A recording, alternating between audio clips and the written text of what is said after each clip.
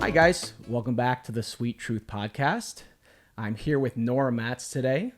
Nora is a craniosacral balancer as well as a producer of film and theater, and she's currently wrapping up the third annual Glass Ceiling Breakers Festival in Westchester, New York. So, Nora, thank you so much for coming on. Whoa. Thank you for asking me to be on. Absolutely. My pleasure. I love hanging out with you. I'm so glad we got to talk. I feel like we're going to have a really, really great conversation. We have good rapport. Absolutely. Yeah, you're just very cool. So I'm very excited and very honored. So tell me about the Glass Ceiling Breakers Festival. So the Glass Ceiling Breakers Festival, this is actually, it's the third year we're doing the festival, but the first year that we've included short films. Okay. But all the films and all of the plays were written and created by women. So I'm a co-producer at Theater Revolution. And what Theater Revolution does is we try to elevate marginalized voices. So pretty much voices of women, voices of people of color, of queers, of, basically anybody that's not a cisgendered white man, really. Because oftentimes those voices are not being produced and heard. So Absolutely. we're doing that. Absolutely. So 3 years now. 3 years now, and tomorrow night we have the culmination of the Best of the Fest in Westchester. It's actually the first ever Women's Short Film Festival in Westchester. The first ever. The first ever. Wow, congrats. Right? 2023, first ever Women's Short Film Festival So that in Westchester. That means this third year is where the film festival finally came online? Yes, and that was mostly due to, a result of COVID.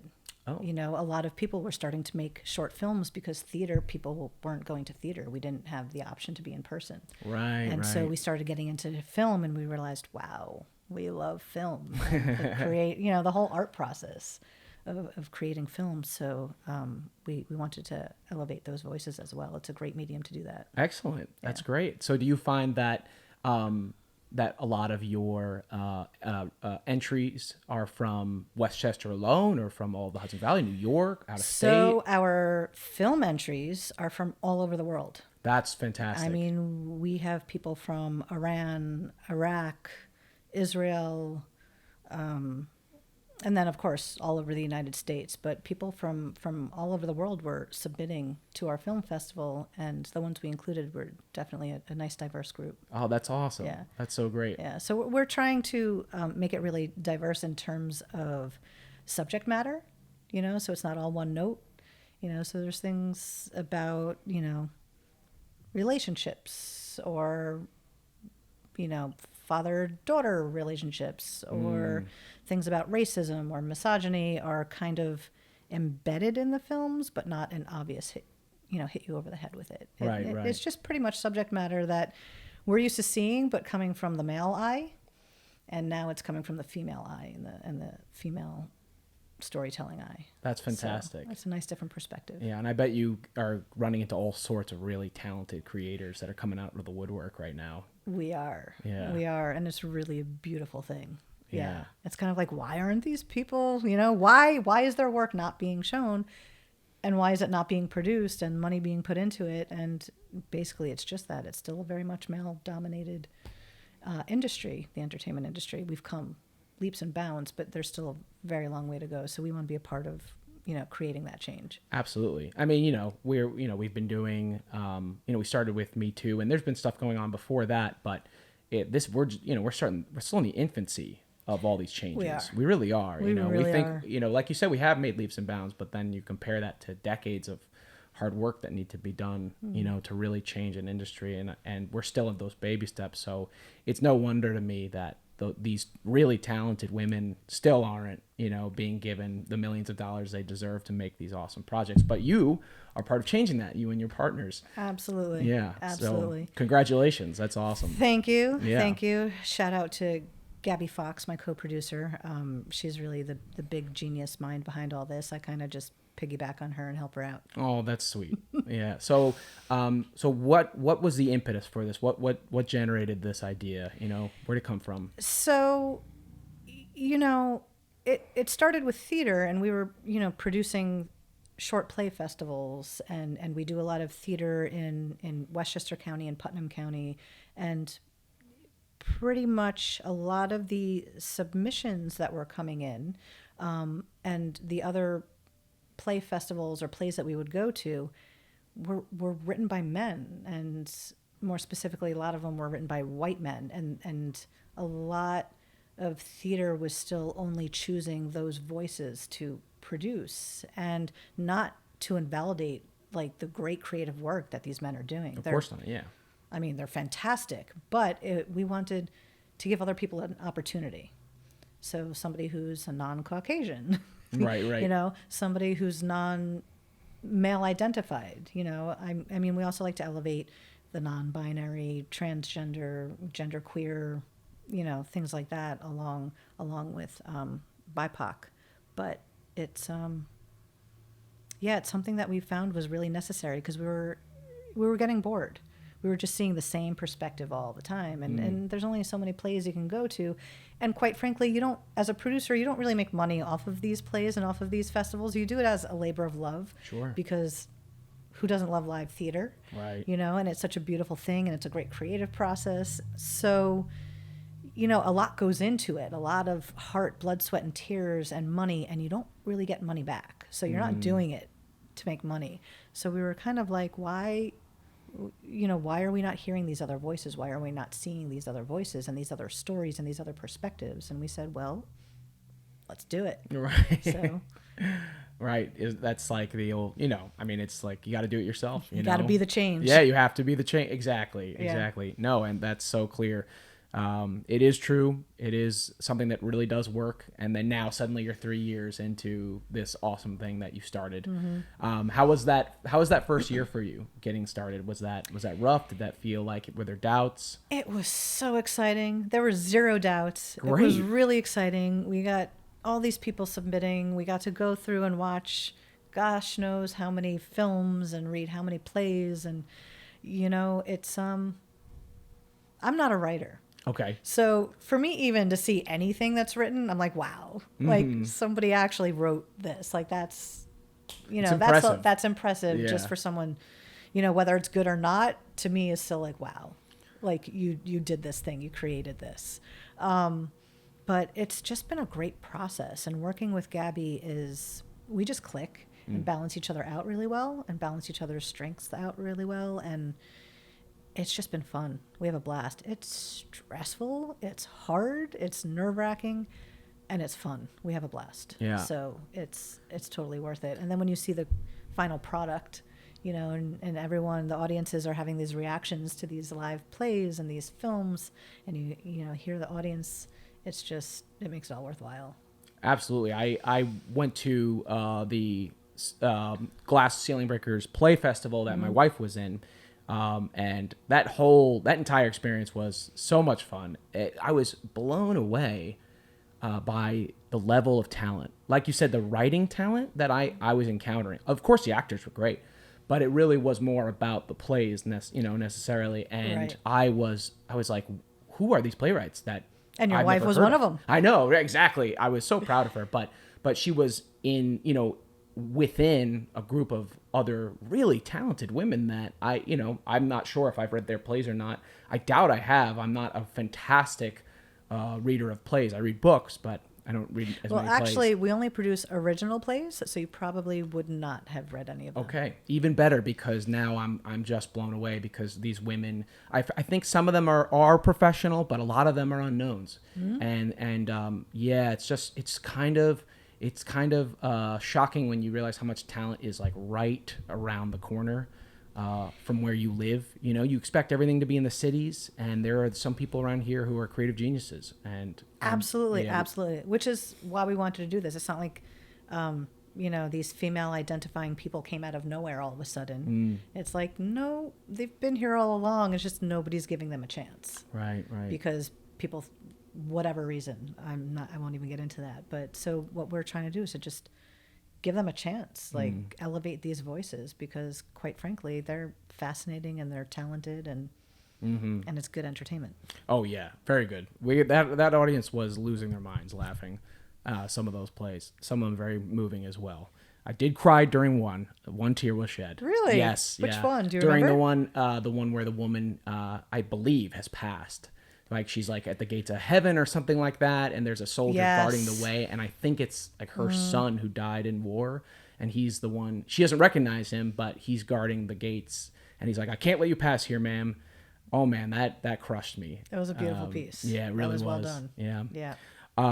So another question I have about it is, do you have any like surprises, things that you weren't expecting that sort of happened along the way, that where you were expecting this kind of turnout or these kinds of people or these kinds of plays, and you got something you were shocked to find, anything you observed, anything like that? I think in this business, real quick, you cease to be shocked or amazed. Okay. Good it's answer. it's one of those things where you have to be open to anything and everything, because that's what comes at you, and sometimes I'll read something or watch something and I'm like, wow, like I would have never thought of this, and somebody created this. And I think if you just keep that wonderment, then nothing is really shocking. And anybody who's produced anything will tell you there's always surprises. Right. There's always things that are like, that needs to be handled. But in terms of what's coming in, you kind of just leave your mind open because you have no idea what's coming. Right. And that's part of the fun. That's excellent. Yeah. So going forward, for the fourth annual, because you're now closing the third, for the fourth annual one, when if for anyone that's listening that wants to submit and be a part of that, do you have any information for them or any advice? So the advice is start writing and start filming. We will be posting soon when we're going to start taking submissions for the short plays and the short films. We haven't posted it yet, but we plan on probably doing the festival in June. And I suppose we'll probably start the submission process probably in January, maybe finish it in March. But yeah, so if you want to be a part of this amazing festival, start writing, start creating. Yeah, please submit. It's an incredible festival and such a joy to be a part of. Thank you. My wife had a blast, and she can't wait to do it again. So I can't wait to see what she does next. Yeah, me She's too. Fantastic. It was her first play, and Yeah. she was shocked to see what she could do, if she tried. And she's one of those, I was shocked to see what she came up with. Right. Like first time out of the gate, like it's you never know. I was blown You never away. know what's going on inside somebody's head and Yeah, and what they have to offer. She said she spent a couple of months being like, I can't write. I'm like, you can, everyone can write. They just have to be, you got to be okay with getting a little, out of your comfort zone, and it's just so funny to me that, now I'm like, you can write. You should write more. Now it's proven she's been produced. Exactly. She's put it out there to the audiences Yeah. and it had a great response. And Yeah. now she can't say that anymore, right? It was very funny. She did a great job. Shout out, Kristen. Love you. So I want to ask you about, I'm so fascinated by your profession as a craniosacral balancer. I want to hear about that. I want to know all about that. So give me an introductory sort of experience with that. So that's a great leeway because, as I said before, at this level of film and theater production, we're not making money, we're bleeding money. Okay. We're lucky if we break even. So my real job, where I actually make money, the craniosacral balancing came because I was a professional massage therapist for over 20 years. Wow. So for over 20 years, massaging out the bodies, working it out. And about 7 years ago, I started studying craniosacral therapy, which deals with your cerebrospinal fluid system, your central nervous system. And it's a very gentle, delicate approach to getting that system back into flow and realigned and unblocked. And I feel like it's so much less effort physically than massage and has great long-lasting effects. Interesting. I'm a very energy sensitive person. So I'm super sensitive to energies. And I've been studying energy work of various forms, whether it's reflexology or working with crystals or any kind of healing, really, Reiki, whatever it may be. doing the craniosacral therapy just came naturally, and it just resonates, and it's in alignment with how I want to be working, kind of the work smarter, not harder, you know? And it just feels good. So I started studying with my teacher, who's a shaman, a classical shaman, and it just really resonated. So I stuck with it, and now I'm not doing massage anymore.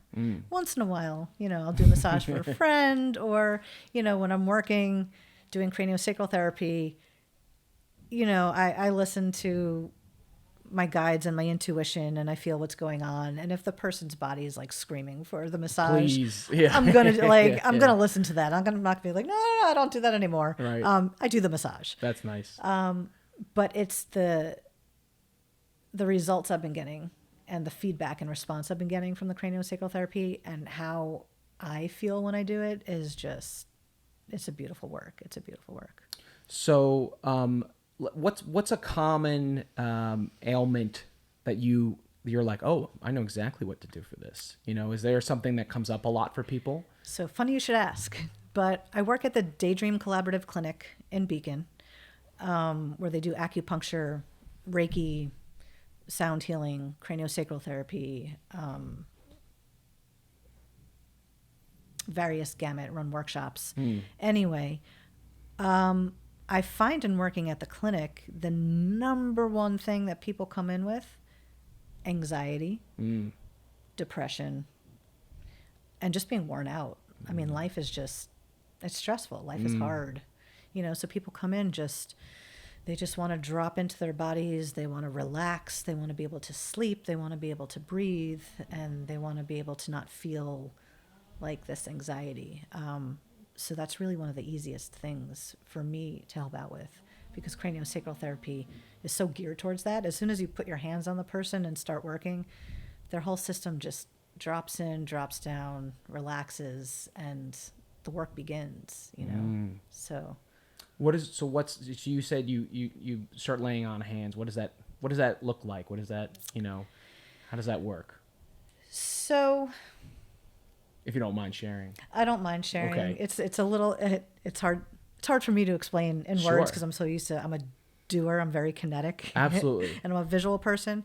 But there are holds on the sacrum, and you'll put like one hand under the sacrum and one hand, on top. And the sacrum right below is the navel. So the sacrum is your tailbone. Your tailbone. Okay, cool. So the person is usually, most likely, laying face up, fully clothed on the table. So everyone's relaxed. And you can start at the sacrum and work your way up. There's different holds that kind of go throughout the body, from your tailbone, your sacrum, then, up to more your thoracic region, and then your chest and heart region, and your throat, and then so many different holds that you do around the head, around the skull, that actually help to shift and adjust those bones and how they're shifting or moving or working, so that you can create the space for everything to realign and settle in. Fascinating. It is really fascinating. Yeah. I mean, if you think about it, everything our body does, it's coming from our brain shooting these signals, and which uses our cerebrospinal fluid system, like, to carry those down throughout the spine into all your organs, your limbs. Everything your body does is coming from signals, right. From your brain. And so if you can just realign subtly and have your brain sit more comfortably, right. in the skull, in your head, right. Then that system can work more effectively, that's the most basic. I mean, sure. It gets really advanced, sure, really scientific, really medical. I have a hard time verbalizing those things because I'm such a doer. So you were telling me I before won't even get into that. We started. You really are more of like, you feel everything. I feel everything. Right. I feel everything really strongly and deeply. So words for me sometimes, not so much. I'm probably not even describing, craniosacral therapy properly, because when it goes from here to, it's just, I That's feel it. I totally understand, and I love that about certain people, the way that they feel more than they necessarily verbalize.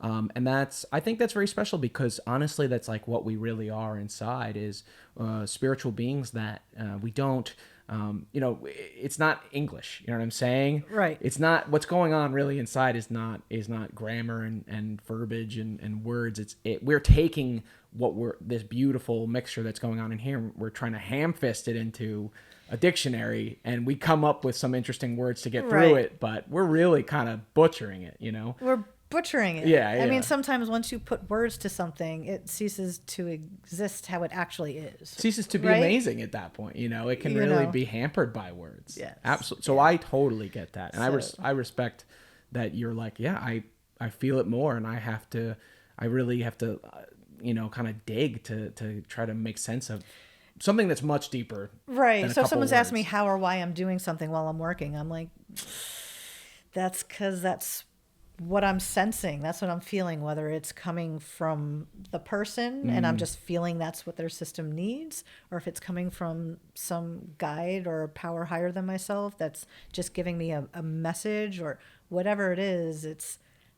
I don't know. I don't stop to figure it out. Sure. I just go with it. And if I just trust it and leave my brain out of it, it works. Okay. Once I try to bring in the intellect or try to figure out why or try to do something, it doesn't work. It doesn't feel as good. Sure. If you just let go, I mean, I'll say this to you, and now I guess I'm saying it to others watching, but to be totally honest, my best work and the sessions that are the best are ones where I am completely tuned out. Like brain-wise. Right. Like I'm totally tuned in and there and present energetically. But the more I check out with my brain, the better what's coming through naturally comes through and is able to do what needs to be done. I get out of my own way. So a lot of times I don't know where I go. I have no idea. But all of a sudden, things are shifting, moving. The person's having great responses. And then all of a sudden, I'm like, oh, session's over. Right. Don't know what I did. I hope that helped. And they're like, oh, my God. Like, that was the best session. Wow. And I feel so much better. And thank you so much. And, that's really why I do it. But, yeah, you got to get out of your own way. Absolutely. Well, first thing, it's funny that you were almost a little bit nervous to share that information, because if I was going to a craniosacral therapist, I would hope, if I heard that beforehand, like, listen, I'm going to tune out because I'm going to be in it. I'm going to be in the zone. I'll be like, oh my God, I got the craniosacral therapist in the Hudson Valley. Wow. Which is great, because some people, they'd be like, you're not paying attention, you're not thinking. Like, I don't know. And You don't want me doing that. You don't want me doing that, because what do I know? Right. Exactly. No, and you're absolutely right. Getting out of your own way, that is such an important lesson for people. That we are so good. And we talked about this with your fiance, Amanda, actually, about this, the brain getting in the way constantly. Constantly having an opinion and an input, and that's constantly slowing us down. I notice that when I'm trying to do something that requires dexterity, possibly like throwing a ball or any sort of exercise that requires flow, even art. If I'm thinking, my body literally starts twitching, like right over here. I get this like ding, ding, and it's because thoughts are getting in the way of a very smooth, very beautiful, normal muscular flow. Like my body knows what it wants to do, and then my mind's like, whoa, wait, whoa, I don't know about that, and then it's like literally the robot, or I don't mean to be crude, but the machine, the beautiful, what would you call it, the whatever we're driving here, it goes out of whack because you're getting in the way of something that is so felt and so pure. And exactly. I feel that all the time. Exactly. And I'm working on trying to be less. I'm such a cognitive person. I'm so investigative. I'm a lot like my mom. That's funny. My mom is a mix of both, but she's an investigative reporter, so she's a questioner. She's asking all the questions. She wants to find out the details. And so I've grown up that way as well. which is why I do stuff like this as well. So I'm always asking why and why and why. I was told when I was a kid, that's all I did was ask why. It's a good thing to do. Yeah, exactly. You know? Like always question. Yeah, Don't absolutely. just accept, because who knows who's giving you the answer, where it's coming from. Yeah. But it's definitely something that I have had to learn how to balance, because I tended to overthink, and that tended to get in the way of all of the things I'd like to do that should be a little bit more easygoing. Easygoing. Yeah. So that's great, being a craniosacral therapist. Cranio meaning head, brain, case. Right. Sacrum. So does it have anything to do with chakras at all? Is that... I just felt like you were telling me about different areas, and I saw you pointing it. I mean, that's where you get into, it gets a little mixed up and a little tricky. Okay. Technically, no. Okay. If you were to take the standard scientific up-ledger version of craniosacral therapy and how it's taught and how you learn, you're not talking about chakras. I'm a practitioner who likes to draw upon all of my gifts and all of my learnings. So I've studied a lot in the last 23 years. And I bring all of that in. So yes, there are times that I'll be thinking about what's going on in this chakra while I'm doing craniosacral therapy. Always looking for the connections, because I want a full, well-rounded experience to get to where we need to go for the person to have the best results.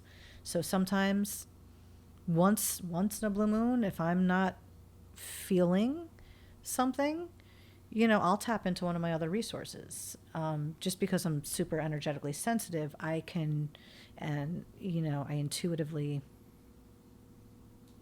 feel or sense where something's coming from.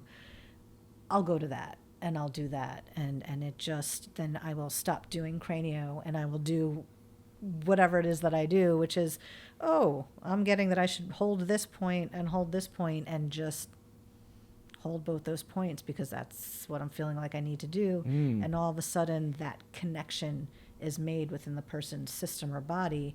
And whatever that was, it somehow unlocks and shifts whatever's stuck. And then I can go back and go, now I'm feeling that craniosacral hold. So I like to bring in lots of different tricks. Sure.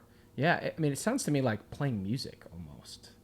It's like this musical exactly. quality. I'm watching you lay fingers on almost like different notes, and strings, and it feels that way. Yeah. It feels that way. Is there a vibration to it that you sense ever? Oh, absolutely. Okay. Oh, absolutely. Everything has a vibration. Oh yeah. Yeah. Sure. Yeah. Yeah. And you're sort of just sensing that as you're moving through. And do you sense like when something's blocked? Is there a different vibration there? So when something's blocked, for me, what I sense is a quietness, a stillness that I'm not feeling much going on there. Oh, interesting. When energy's flowing and moving, I'll feel, vibrations or electricity or swirlies or some sort of something that feels like there's a motion happening, like there's some movement going on within the system. When it's blocked, for me, I feel almost nothing. It'll feel like a dead spot where it's just super quiet and still. And so I go, doesn't feel like things aren't flowing through this.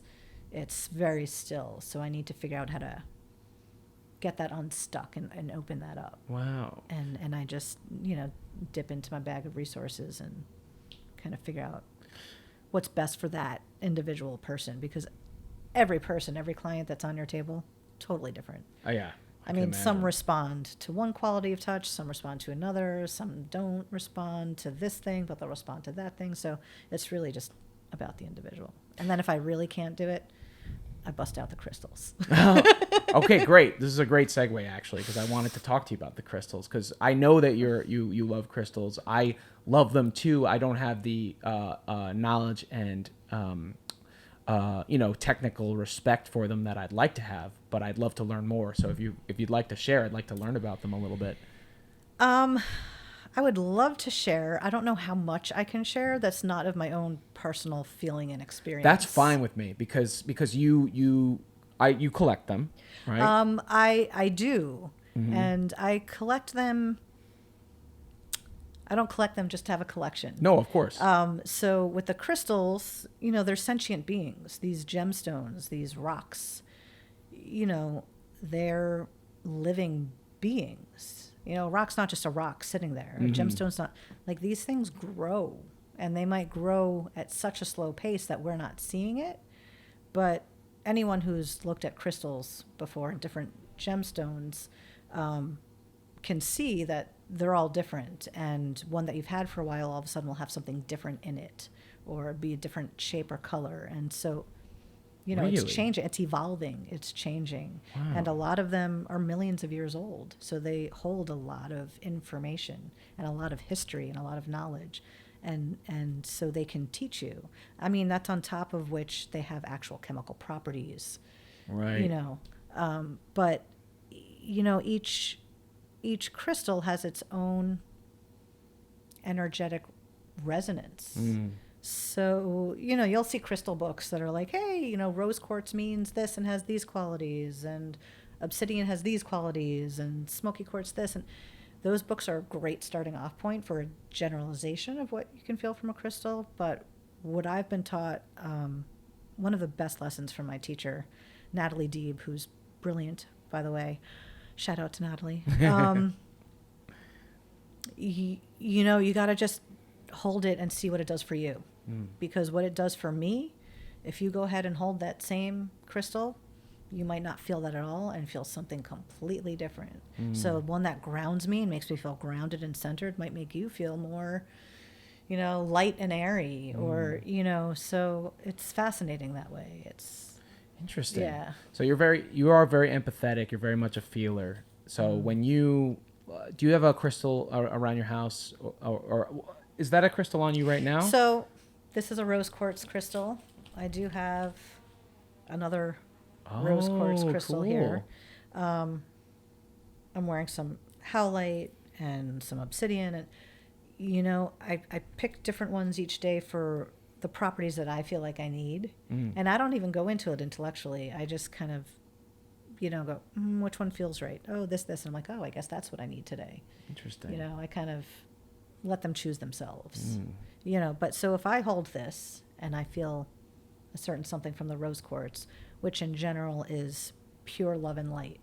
Like if you need help with the heart,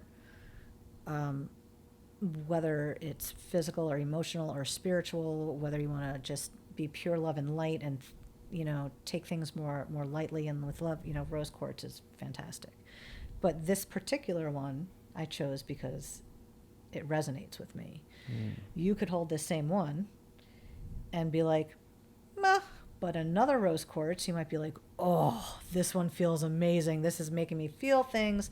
And I could hold it and be like, not for me, man. You know, so there's a theory that the crystals choose you. Like we think we're choosing it, but it's also choosing us. Really? Because you don't really purchase one that you're not feeling some sort of connection with. And in order to feel that connection, it's a mutual decision. Really? Yeah. That's fascinating. Yeah. Wow. Yeah. Yeah, I've never considered it from the point of view of the crystal choosing you. Wow. You know, it's kind of like when you go to get a dog or a cat. Right. You don't want to choose the one just that you think is the cutest. It's like you choose the one where you're like, oh, whoa, there's some weird, awesome, deep connection here. Don't know what it is, but we're both feeling it. That's the one. That's so funny you say that, because when we got our cat Milo, we went to the Beacon Falls Cat Cafe. That's where we got our cat. Beacon Cat Cafe. Beans Cat Cafe. Beans Cat Cafe. That's it. That's what it is. Beans One of Cat those. Cafe. And all these really cute cats were all around, and we weren't really sure, and we were going to leave, and then this one tabby comes up to us, and he looks at me, like, deep in my eyes, and I'm like, Kristen, something's happening. And then he puts his paw right on my heart like this. And he looks at me, and I'm like, what just happened? And I turned to Kristen. I was like, I think this is our cat. I think he just said that we're his parents. It was so weird. But it really was the connection that you're talking about, you're describing. Yep, absolutely. And I feel like, you know, holding this right now, I feel like I need I don't know, like some quiet time or alone time to sort of like hear if it's saying anything. I feel obviously Right. distracted right now. Right. But I will say this: it doesn't feel like there's nothing there. I can feel something. Right. Yeah, it feels like something's happening. But yeah, I would definitely want to sit down with it and be quiet. Connect with it, which is really the best way Right. to work with any crystal, really. Yeah. To just sit with it and connect with it and see what it does for you, whatever it does for you. Right. And no one else can ever say, no, it doesn't do that. And be like, it doesn't do that with you or for you, but it's doing that for me. There's no right or wrong. Sure. Yeah. It's just a very personal experience. That's awesome. Yeah.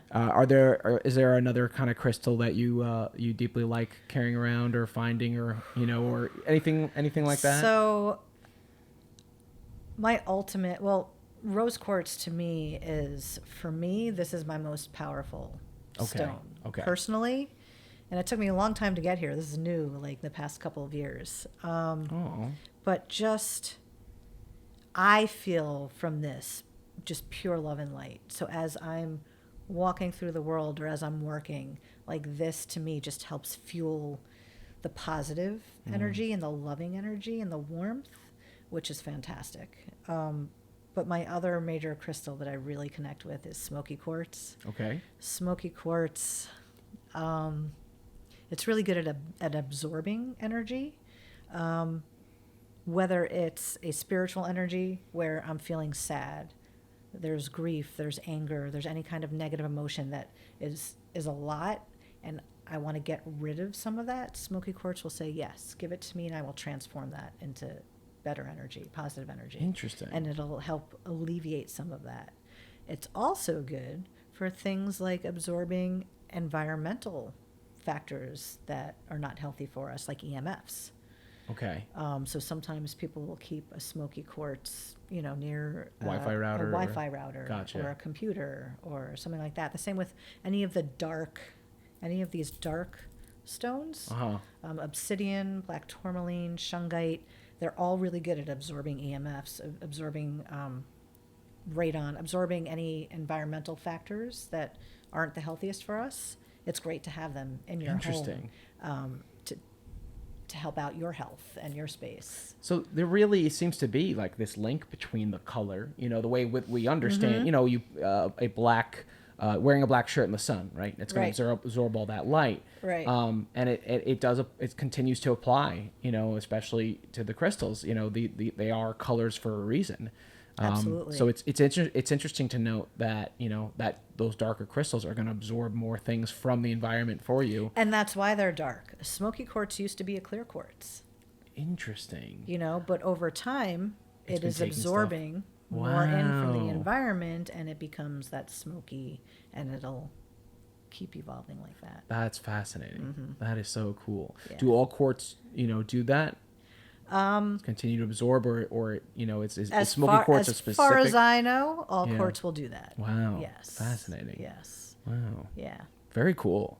And the clear quartz is like the number one that most people are aware of. Like they have clear quartz crystals everywhere. Right. And that's just really good, not just for absorbing, but for emanating just clean energy and magnifying good, clean, positive energy. And it's an all-around kind of cleanser and amplifier.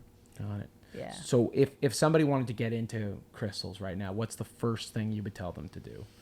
The first thing I would tell them to do is, to probably go into a crystal shop. Okay. Even with just these little tumbler ones, and just start seeing what you connect with. They're going to have like 50 different kinds of, tumbled stones, and they're going to write out all the different properties and what they do. And I would say ignore that and just see which one draws your attention. You're going to look at all of them, and for some reason, one or two of them are going to be like, come pick me up, and then you go pick it up and see what you feel. But like sit with it and connect with it and see, see what you're feeling from it. And there's no wrong answer. And if you don't feel anything, that's okay too, because it takes practice for some people. It's not a natural thing for some people. So sometimes, you got to work really hard at being consistent with trying to open yourself up to those vibrations and connecting with it. And over time, it becomes easier and easier. Or would you say, let's say I found something that really connected with me, like the rose quartz, Mm-hmm. that really, it can be uplifting or clearing, grounding. Is it good practice to put that near my bed? Am I putting it in my kitchen, near a window, near some light? Anywhere and Anywhere everywhere. and everywhere. Anywhere and everywhere. I will sleep with a crystal under my pillow. Okay. I will sleep with a crystal on my chest or in my hand. I will keep it in my pocket during the day. Or, I'll put it on the dining room table. Or, it's, if you're feeling like you want to connect with it, I say bring it with you everywhere. Why not? Great. I love that. That's fantastic. Yeah, it really seems to be this sort of thing that transcends our ideas of, like, well, that's the right way to do that. That's the wrong way to do that. The best practices, Right. Yeah. Yeah. Anyone who's telling you what's right or wrong, your system won't lead you wrong. Right. Your system, your own intuition is not going to steer you wrong. So just listen to that, and nobody else can tell you what that is because they're not you. They're not living in your shoes. We all resonate differently. Right. So it's so refreshing to be a part of and practice something that doesn't follow all of these not TikTok the app, but like clockwork sort of rules of society and the way things work on planet Earth. It's just nice to be near and part of something that just goes all beyond all of that and allows you to let go of the restrictions. Absolutely. It's so refreshing. that's why I love it. That's why I fell in love with it. As soon as I started studying outside of Western sort of knowledge and theory, it really just opens you up to a whole other experience. I mean, there are theories and practices and medicines and traditions and things that date back way longer than Western medicine and Western culture. We're talking thousands upon thousands, tens of thousands. There's a reason why these things have been around forever. I mean, there's a reason why acupuncture and craniosacral and whatever it is has been around for thousands of years, and it's just now becoming popular in our culture. We're such babies here. But if you really, want to expand and feel more and open up to more and have more possibility and more magic. It's all about the magic. There's so much magic out there. Oh. You just have to be open to it, and not be in this rigid, well, they say, because who's they? Who is it that said that? And how do they know? It's all relative. Having said that, when it comes to, if I break something or if I need surgery, Western medicine, I'm going to a friggin' hospital. Yeah, right. Yeah. I'm going to take the antibiotics. I'm going to get the surgery. I'm going to, right. But there's get the cast. Time and place for in terms all of your the different own things. overall health and spiritual health and physical health over the long, extended amount of time, and not something that's acute. Right. It's a great practice. Yeah. I mean, I think that's, an important lesson is that there is a balance. There's not just the spiritual world and not just the body, right? It's both. We are both souls, spiritual beings, and also physical beings. You got to take care of this body, So having a well-rounded idea of these more loosely defined experiences like crystals and Eastern healing methods, and then also having great respect for people who study Western medicine and know how to fix the body.